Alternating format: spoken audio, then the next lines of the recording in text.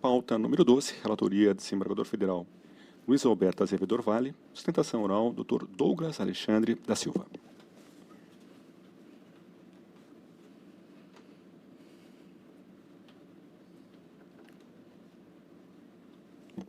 E processo número 13, excelência. Processos número 12 e 13, ambos apelação Dr. Douglas Alexandre Harmachuk da Silva. Os dois são semelhantes, não? Tá certo. Doutor Douglas, Vossa Excelência dispensa os relatórios? Dispenso, Excelência. Tá, é possível fazer uma sustentação só para os dois processos? Com toda certeza. Então, lhe concedo a palavra. Muito obrigado pela palavra, senhor presidente. Na sua pessoa que cumprimento os demais julgadores, servidores e colegas que nos assistem. E, excelências, trata-se de dois casos aqui de atraso de obra do empreendimento Verona, em Joinville, do programa Minha Casa Minha Vida. Esses dois casos são do mesmo empreendimento que a doutora Ana Paula Aguiar, advogada, nossa colega que sustentou hoje pela manhã, tratou. E eu ratifico absolutamente todas as razões da doutora Ana Paula sobre a responsabilidade solidária da Caixa, que foi impecável na sustentação, e, portanto, tendo em visto manifestado entendimento dessa quarta turma sobre o reconhecimento da responsabilidade da Caixa, eu não sustentarei por isso, mas apenas sobre dois outros importantes pontos. Pois não. O primeiro deles, excelências, é que no contrato da Caixa existe uma cláusula de tolerância que permite prorrogar essa obra por 180 dias. Se houver um caso fortuito, força maior, análise técnica e autorização da Caixa. E eu não pretendo aqui discutir a validade dessa cláusula. Ela é plenamente válida, pode ser aplicada, mas somente se os seus requisitos forem preenchidos.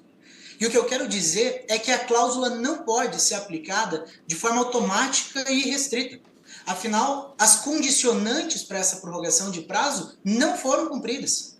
Vejamos o que nos diz a cláusula. Abre aspas. O prazo para a construção e legalização do imóvel é aquele da letra B.7.1, podendo ser prorrogado uma única vez em até 6 meses, quando restar comprovado caso fortuito, força maior, mediante análise técnica e autorização da Caixa. Fecha aspas. Uma cláusula simples, objetiva, específica e condicionada. Condicionada, desembargador Orvalli, porque eu peço licença para repetir, para se conceder um prazo adicional de 180 dias, é imprescindível que se comprove o caso fortuito, a força maior e, obrigatoriamente, a análise técnica e autorização da Caixa. Portanto, não basta simplesmente alegar de forma genérica que a pandemia impediu o cumprimento do prazo. Nós precisamos lembrar que a construção civil foi declarada um serviço essencial e autorizada a funcionar normalmente. Inclusive, o próprio juiz sentenciante de Joinville, nesses casos, o doutor Antônio, ele destaca que os lockdowns em Joinville praticamente não existiram. Assim como não basta a mera alegação da pandemia. E ainda acrescento, é um dever aqui das recorridas cumprir com as suas obrigações contratuais. A cláusula foi criada justamente para situações como essa. Portanto, ela precisa ser observada sob pena de violação da função social do contrato. Portanto, se a cláusula existe, é válida, é específica para essa situação, para esse caso, não há razão para não aplicá-la. Ou seja, para prorrogar esse prazo, as recorridas deveriam ter provado que a Caixa fez análise técnica e autorizou a prorrogação, mas isso nunca aconteceu, excelências. Esse documento não existe em qualquer um dos autos. E isso é incontroverso porque elas realmente não comprovaram. O que fazem é alegar genericamente que é um caso fortuito. E eu destaco ainda que esse assunto não é novidade para esse tribunal. A título de exemplo, quando a 12ª turma do TRF4 julga casos assim, esse entendimento ele é unânime. Vejamos o julgado. Abre aspas. A cláusula autoriza a prorrogação da obra quando restar comprovado o caso fortuito força maior, mediante análise técnica e autorização da Caixa. Entretanto, as rés não demonstraram o cumprimento de tais requisitos. Julgado número 50, 52, 283, 77, 2021, 404, 7000, julgado em 15 de agosto de 2023. E esse é o mesmo entendimento adotado por essa quarta turma em algumas situações. A título de exemplo, eu cito um recente julgado de 7 de fevereiro de 2024, um caso também de atraso de obra, também Minha Casa Minha Vida, também da cidade de Joinville, e quando o colegiado olhou para o contrato, pela palavra do desembargador Marcos, foi reconhecida de forma irretocável a ausência das condicionantes e afastado, então, a aplicação automática e restrita dessa cláusula, aplicando, portanto, o prazo original desse contrato. Trata-se dos autos número 5023, 548, dígito 13, de 2021, 404-7201. Então, desembargadores, quando as turmas desse egrégio tribunal enfrentam o tema, há observância da cláusula. Todavia, julgados recentes nos mostram a necessidade de um alinhamento jurisprudencial no sentido de não aplicar essa cláusula de forma automática, mas sim quando comprovado, no caso concreto, a análise técnica e autorização da Caixa. E como neste caso não houve análise técnica, muito menos autorização da Caixa para a prorrogação dessa obra, eu peço que seja mantida a data da cláusula B.7.1 do contrato da Caixa, ou seja, no dia 8 de março de 2021, para o apelo do senhor Jefferson, número 12 da sequencial da pauta, e dia 20 de abril para o apelo da senhora Viviane, no processo sequencial 13, assim como os seus reflexos nos lucros cessantes e juros de obra a partir dela. E o segundo pedido, o segundo ponto, excelências, é o arbitramento do dano moral e a aplicação do método bifásico. E eu sei aqui que esta turma possui uma preocupação não apenas em julgar, mas julgar com qualidade, com respeito e atenção ao caso concreto.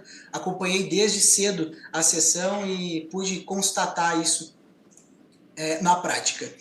E é um entendimento inquestionável dessa turma que o consumidor que possui a sua obra atrasada por 10 meses deve ser indenizado por danos morais em R$10 mil. Ou seja, quando se estabelece a aplicação desse valor com base nesse atraso, temos aqui o primeiro elo do método bifásico.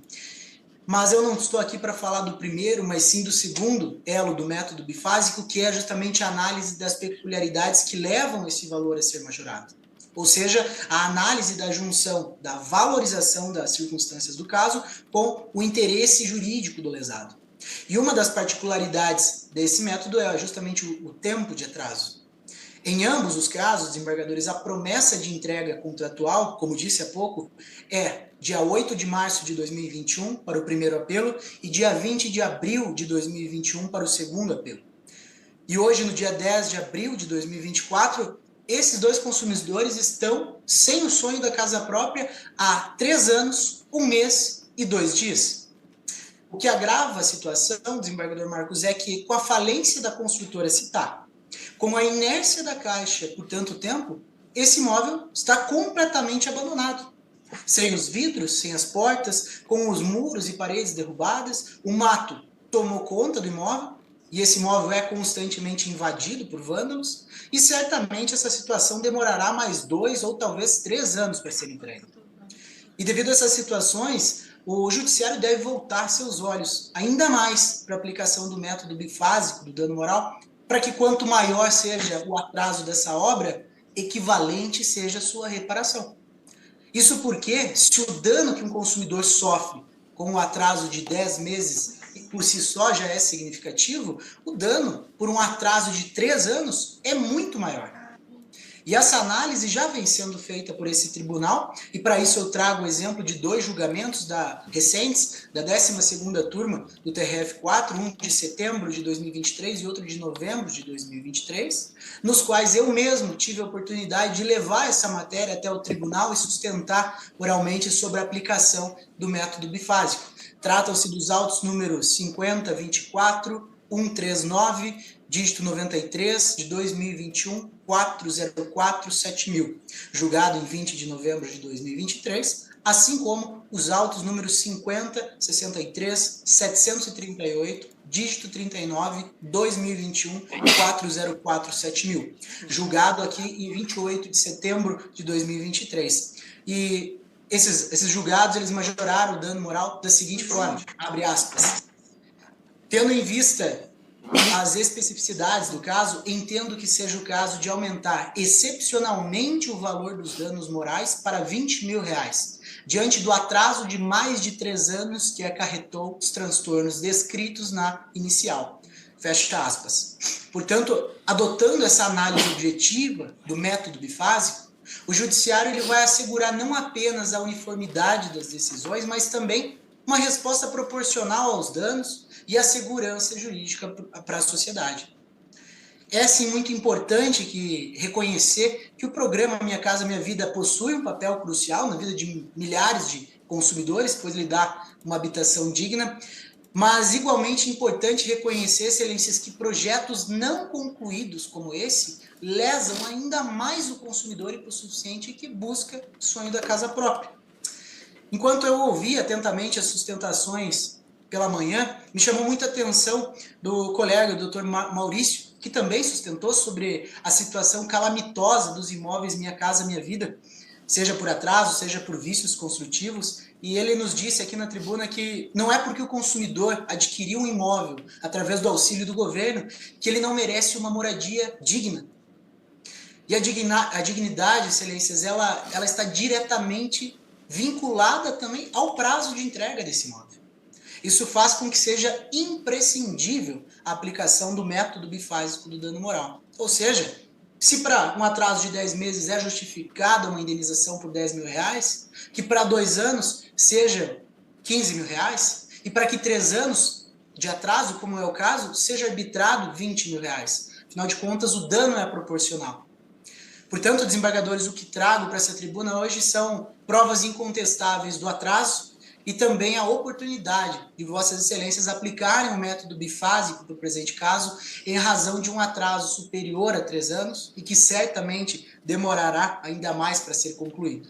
E desse modo, o que se pede é que, primeiro, seja reconhecido o não cumprimento das condicionantes da cláusula para prorrogação de obra por 180 dias, mantendo a data da cláusula B.7.1 do contrato da Caixa, ou seja, dia 8 de março de 2021 para o apelo do senhor Jefferson e dia 20 de abril de 2021 para o apelo da senhora Viviane, e com isso os reflexos sobre os lucros cessantes e os juros de obra. E em segundo lugar, que seja aplicado o método bifásico do dano moral diante de um atraso reconhecidamente como excepcional de atraso superior a 3 anos e arbitrada com isso a indenização por danos morais em R$20 mil em favor do titular do contrato. Essas eram minhas razões, senhor presidente, muito obrigado. Obrigado, doutor Douglas. Vou fazer aqui um resumo do voto. Os votos são iguais para os 2 processos. Apenas muda a data ali, conforme foi referido da tribuna. Eu inicio, então, superando essa questão da responsabilidade solidária da Caixa, que efetivamente, no caso, se aplica, conforme já referido da tribuna, e nos casos que já foram julgados nesse dia de sessão.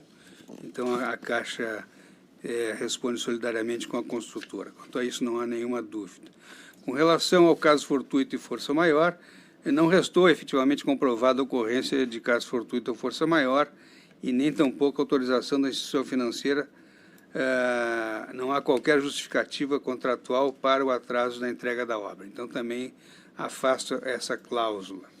Quanto aos lucros cessantes, já é conhecida a posição aqui da turma e, segundo já decidido pela segunda sessão desse tribunal, é de se dar provimento à apelação para fixar os lucros cessantes em 0,5% do valor do imóvel por mês, sendo devidos, no primeiro caso aqui, a partir de 8 de março de 21.